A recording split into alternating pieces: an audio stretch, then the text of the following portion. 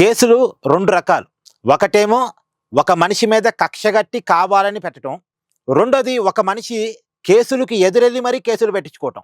ఇప్పుడు అంబటి రాంబాబు రెండో టైపు. కేసులకి ఎదురెళ్ళి మరీ కేసులు పెట్టించుకుంటున్నాడు. ఎందుకు అంటే జగన్మోహన్ రెడ్డి ప్రాపకం కోసం.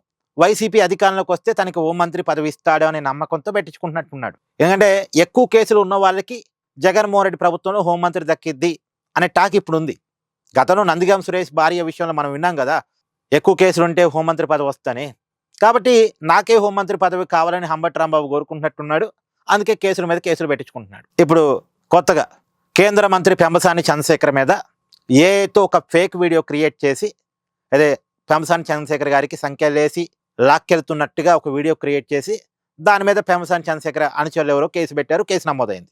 అనుచితమైనటువంటి వీడియోలు. ఇప్పుడు ఆ వీడియోలు అంబటి రాంబాబు స్థాయిలో తయారు చేస్తారా అండి? ఎవడో సోషల్ మీడియా కార్యకర్త తయారు చేస్తాడు. కానీ అంబటి రాంబాబు తయారు చేయటం ఏంటి అసలు? ఏమనాలి? మరి ఇప్పుడు అంబటి రాంబాబు స్టేట్మెంట్ చేస్తాడు. ఎన్ని కేసులైనా పెట్టండి, నేను సిద్ధం తెగించేశాడుగా. కావాలని పెట్టించుకుంటున్నాడు కదా. బరి తెగించినోడికి ఎన్ని కేసులు పెడితే ఏముంది? బట్టలు ఇప్పేశారు, విలువలు లేవు అక్కడ.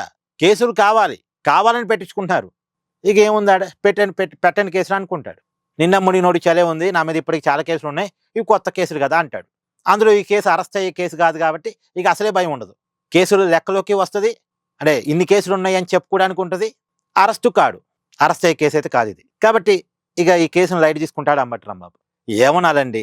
సమాజంలో కేసులకు ఎదురెళ్ళి మరీ కేసులు పెట్టించుకునే వాళ్ళు తయారయ్యారంటే ఏమనాలి? ఇది చట్టం చేతగానితనమా, ప్రభుత్వం ఉదాసీనత, లేదు బరి తెగించిన వాళ్ళ వ్యవహారమా? ఇక్కడ ఎవరిని తప్పట్టాలి? ఏమనాలి? ఇక్కడ మీరే కామెంట్ చేసే ప్రయత్నం చేయండి.